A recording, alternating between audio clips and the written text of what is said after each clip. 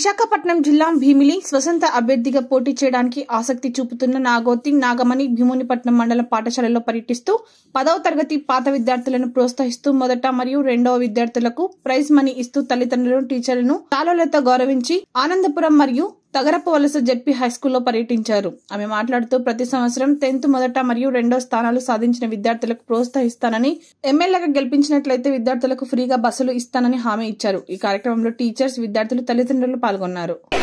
Teaching staff కి and non teaching staff కి అదేవిధంగా నాతో విచ్చేసిన బంధుమిత్రులకు ముందుకు పట్టుకొచ్చి పెట్టకుండా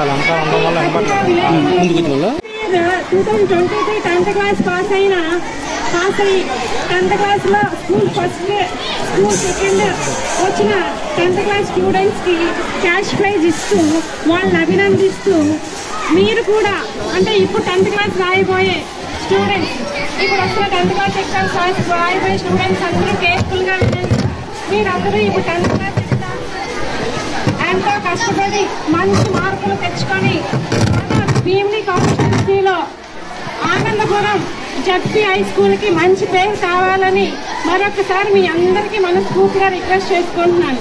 మళ్ళీ నేను వచ్చి ఈ సంవత్సరం రాసే స్టూడెంట్స్ కి కూడా నేను క్యాష్ ప్రైజ్ ఇవ్వాలని ఆశిస్తున్నాను.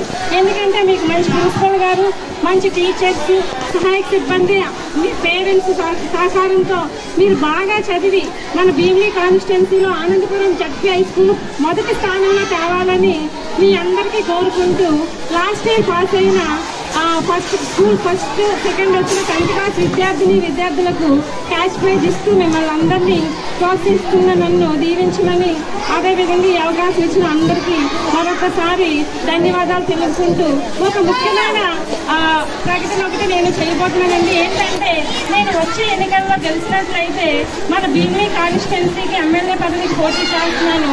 నేను గెలిచిన వెంటనే ప్రతి గవర్నమెంట్ స్కూల్లో చదువుతున్న పేద విద్యార్థులందరికీ ఉచిత బస్సు సౌకర్యం కల్పిస్తానని మరొకసారి మీ అందరికీ